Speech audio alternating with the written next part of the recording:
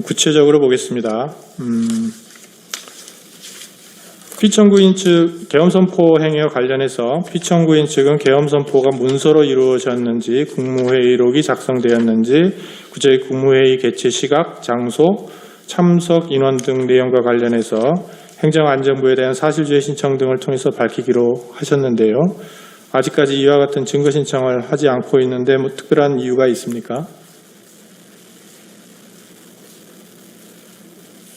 행안부의 사실조회 신청을 통해서 그때 국무회의가 있은 건지 그 내용, 시간, 참석자 이런 부분들을 사실조회 신청을 통해서 증거 신청을 통해서 밝히기로 하셨는데 사실조회 신청을 아직까지 안 하고 있으셔서 그 부분을 사실 문서 송부 촉탁이 지금 국무회의에 대한 문서 송부 촉탁이 기존에 청구인 측에서 한 것이 나왔습니다. 그래서 그 해제에 관한 그 문건이 있고, 그래서 그 회의록 작성과 그 부서 여부에 대해서 행안부에서 사실조회 신청을 하겠습니다. 예, 그러니까 그 부분을 지금 안 하시고 있어가지고 그래서 추가로 하겠습니다. 예, 그러면 그걸 바로 해주시기 바랍니다. 네. 그다음에 포고령과 관련해서 피청구인 측은 2025년 1월 14일째 답변서에서 이 사건 포고령은 당시 국방부 장관이었던 김용현이 작성했고 피청구인이 몇 자 수정했다 이렇게 답변을 하신 거죠. 피청구인 측에게 묻습니다. 네. 지금 포고령에 대해서는 이 포고령에 대해서 이 사실조회로 사실조회로 된다고 말씀하셨는데 그 부분은 김용현 장관의 증인 신청을 통해서 김용현 장관이 그 부분에 관련해서 증인 신문을 통해서 밝히겠다 이런 말씀이신가요? 그러니까 우선 이제 1월 14일자 답변서 3을 내시면서 그 답변서에는 당시에 국방부 장관에는 김용현이 작성을 했고 그리고 피청구인이 몇 자 수정을 했다 이렇게 답변하신 게 맞습니까? 네. 그다음에 그러면 피청구인 측은 이 사건 포고령이 발령되기 전에 피청구인이 포고령을 확인한 것은 맞다 그런 거죠? 그 취지는 맞는데 일부 문구를 수정하는 한도 내에서만 관여했다 이런 말씀이십니까? 그거는 구체적인 것은 구체적인 내용은 김용현 장관 그 증인 신문을 통해서 정확히 서면에 그렇게 써져 있어서 여쭤보는 겁니다. 그 김용현 증인을 물어본 후에 명확하게 답변할 수 있겠다 이런 취지십니까? 예. 그 다음에 피청구인 측에서 쓰신 내용입니다. 이 사건 포고령은 그 표현과 달리 국회나 지방의회 정치활동을 전면적으로 금지한 것이 아니라 비상계엄이 유지되는 동안 방한국가적 활동을 못하게 막기 위한 것이다. 이렇게 밝히셨죠. 그러면 이 사건 포고령으로 막으려고 했던 국회나 지방의회의 방한국가적인 활동은 구체적으로 무엇을 말하는 건가요?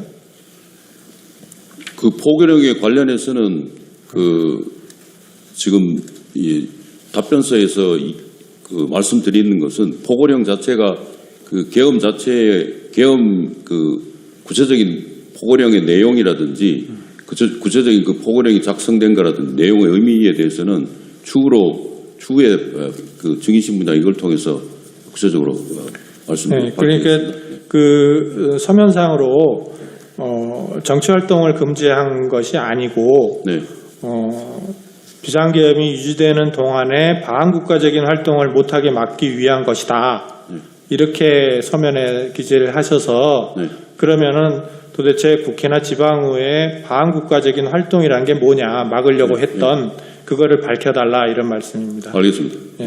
그 포고령의 내용에 대해서 구체적인 것은 그 자체 국회의 정상적인 활동을 제한하고자 포고령이 지금 그 포고령에 있는 것은 아닙니다. 그래서 그 부분에 대해서 정리해서 그러니까 그 이유에 대해서 이유에 대해서 정리해서 구체적으로 서면으로 답변을 해주시기 바랍니다. 그다음에 군경을 이용한 국회 활동 방해 관련해서 피청구인 측에서는 국회에 군경을 투입한 이유나 경위 등에 관한 답변으로 1월 14일자로 답변서 3을 제출하셨죠. 네. 예. 그래서 피청구인이 국회에 군경을 투입하도록 지시한 사실 자체는 인정하신다는 거고, 다만 그 목적이 국회 해산이나 기능마비는 아니었다, 이런 말씀이신 네. 거죠. 그러면 그리고 또 나아가서 병력을 국회에 투입한 것은 야당의 망국적 행태를 알리기 위한 것이다, 는 것이죠.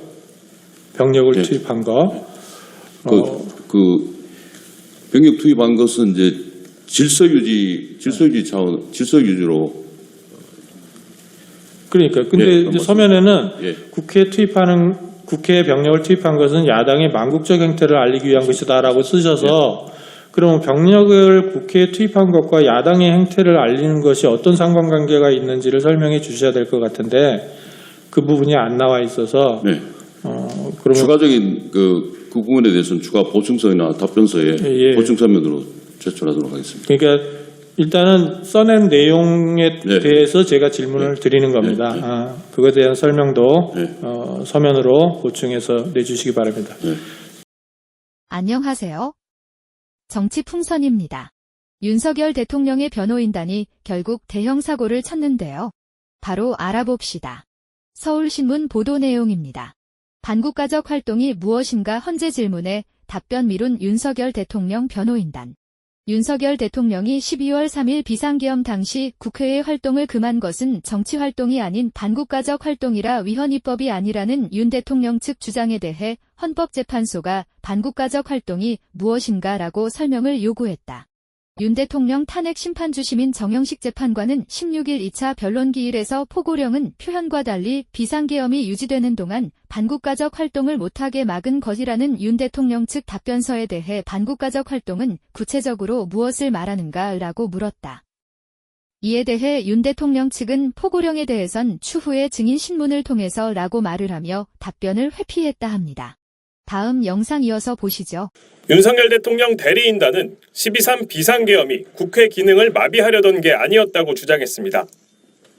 국회 정치활동을 금지한 포고령 1호도 실제로는 계엄이 유지되는 동안 국회의 반국가적 활동을 막으려던 목적이었다고 했습니다. 그러자 재판부는 국회의 반국가적 활동이 뭐냐고 여러 차례 쾌물으며 의문을 제기했습니다. 그러면은 도대체 국회나 지방의회의 반국가적인 활동이라는 게 뭐냐, 막으려고 했던 그거를 밝혀달라, 이런 말씀입니다. 알겠습니다. 재판부는 또 비상계엄이 경고성 조치였다는 윤 대통령 측 주장에 대해서도 설명이 부족하다고 했습니다. 왜 무장군인을 투입했는지 밝혀달라는 겁니다. 국회에 병력을 투입한 것은 야당의 망국적 행태를 알리기 위한 것이다라고 쓰셔서, 그럼 병력을 국회에 투입한 것과 야당의 행태를 알리는 것이 어떤 상관관계가 있는지를 설명해 주셔야 될 것 같은데 그 부분이 안 나와 있어서. 네. 그러면 추가적인 그 부분에 대해서는 추가 보충서나 답변서에 예. 보충서면으로. 윤 대통령 대리인단은 평화적 계엄이었다는 주장도 이어갔습니다. 대통령이 진짜 독재를 하려 했다면 사람들 몰래 계엄을 했을 거라고도 했습니다. 군부 쿠데타처럼 그랬으면은 대통령도 바보가 아닌 이상은 국회 단전단수를 하고 어두워서 못 들어오게 만들어 놓고 그다음에 언론을 통제해서 사람들이 국민들이 이런 상황을 하도 모르게 하고. 윤 대통령이 직접 국회의원 체포를 지시했다는 수많은 증언에 대해서도 무책임한 매수 의혹만 제기했습니다. 너무 그분들의 진술이 일치되기 때문에 어떤 시나리오에 맞춰가지고 이런 진술에 대해서 어떠한 반대급부라든지 연금, 군인들은 제일 두려워하는 게 연금이 사라지는 거라 그러답니다. 이런 주장이 2시간 가까이 이어지자 재판부가 결국 변론을 제지했습니다. 러시아와 우크라이나 전쟁을 보십시오. 이미 그 전쟁은 2014년에 크리미아를 반도를 점령했을 때부터 그 민족 간의 어떤 갈등을 이용해서 신문 발언을 제한하겠습니다. 앉으십시오. 다음 순서 진행하겠습니다. 재판부는 2월 6일과 11일, 13일에 6차, 7차, 8차 변론을 신속히 진행하겠다고 밝혔습니다. 윤 대통령 측이 체포 상황에서 이틀 간격으로 재판받는 건 힘들다며 인권과 방어권을 보장해달라고 항의했지만 재판부는 충분한 논의를 거쳤다며 받아들이지 않았습니다. MBC 뉴스 윤상문입니다. 윤석열 대통령의 법률 대리인은 부정선거가 최대 국정문란 상황이었다며 계엄의 불가피성을 주장했습니다. 배후로는 중국과 북한을 지목했습니다. 중앙선거관리위원회 전자시스템의 비밀번호가 중국의 중앙정부와 지방정부의 연결번호라서 마치 중국 등 외부에서 풀고 들어오라는 것 같았다는 얘기입니다. 한국 업체의 전자개표기를 수입한 국가들이 부정선거를 겪었다며 이 나라들을 중국과 연결지었습니다. 이 같은 주장은 그제 헌재에 제출된 답변서와 어제 윤 대통령이 SNS에 올린 글에서도 되풀이됐습니다. 중앙선거관리위원회가 여러 차례 조목조목 반박하며 일축했지만 윤 대통령의 핵심 지지 세력인 극우 유튜버들은 이 같은 음모론을 퍼뜨리는데 거리낌이 없습니다. 윤석열 대통령은 확신하게 된 것입니다. 이 중국과 북한이 이 선관위에 대해서 가지고 논다 하는 것을 확신하게 되었고, 저는 부정선거는 중국과의 연관이 있었다고 그 전서부터 얘기했잖아요. 이게 사실로 드러나는 장면 아닌가 이렇게 추측이 되고요. 이른바 12345 비밀번호 관련 의혹도 윤 대통령과 극우 유튜버들이 반복하는 주장입니다. 비밀번호도 아주 단순하여 12345 같은 식이었습니다. 시스템 보안관리 회사도 아주 작은 규모의 전문성이 매우 부족한 회사였습니다. 이 선관위의 12345 비밀번호의 비밀은 중국이었습니다. 중국에 열어줬다는 얘기죠. 그리고 중앙정부인 중국 공산당과 지방정부인 한국을 연결시키는. 오늘 헌재 변론에서 윤 대통령의 변호인단은 대통령이 부정선거에 대한 제보를 워낙 많이 받았다고 말해 그 출처에도 관심이 커지고 있습니다. MBC 뉴스 조명아입니다. 2시간짜리 내란이라는 것이 있습니까? 윤석열 대통령은 그동안 자신의 내란 혐의를 부인하는 논리로 계엄 상황이 2시간에 불과했다고 주장해왔습니다. 그런데 윤 대통령 측이 최근 헌법재판소에 낸 답변서에서 지금까지의 주장과 반대 얘기를 꺼냈습니다. 국회가 계엄을 해제하는데 며칠 걸릴 줄 알았다는 겁니다. 윤 대통령 측은 답변서에 윤 대통령은 안건 상정 등 절차 때문에 다수당인 민주당이 계엄을 해제하려고 해도 며칠 걸릴 것으로 예상했다고 적었습니다. 그러면서 비상계엄 사유의 존부와 필요성 해소 여부를 조사 심의하지도 않고 국회의장과 국회의원 190명이 비상계엄 해제를 의결했다고 주장했습니다. 비상계엄 상태를 최소 며칠 이상 끌어가려고 했는데 국회가 조사나 심의도 없이 너무 빨리 해제해버렸다며 국회 탓을 하고 있는 겁니다. 2시간짜리 계엄이 어딨냐는 윤 대통령 주장과 정면으로 배치됩니다. 헌법재판관들이 줄기차게 답변을 요구한 군경 등 병력 동원 필요성에 대해서도 앞뒤가 맞지 않는 주장을 내놨습니다.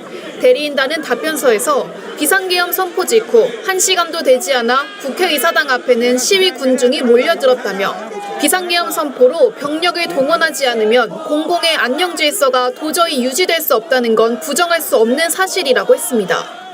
비상계엄 반대 시민들을 미리 예측해서 군을 동원했다는 논리를 편 겁니다. 위험한 상태가 야기될 것을 우려해서 비상계엄 선포를 한다? 무슨 말이야 그게. 그 자체가 궤변에 불과하고 그 말이 아니라 그냥 떠드는 소음이야 소음. 윤 대통령 측은 또 국회의원들이 재빨리 국회로 와 계엄을 해제한 것도 일부러 드라마가 나오는 시간에 윤 대통령이 TV로 비상계엄을 선포한 덕분이라고 주장했습니다. 오늘 준비한 뉴스는 여기까지입니다. 앞으로도 대한민국의 올바른 민주주의가 정착할 때까지 빠르고 정확한 뉴스 가져오는 정치풍선이 되도록 하겠습니다. 구독과 좋아요로 여러분들의 민심을 표시 부탁드립니다. 감사합니다.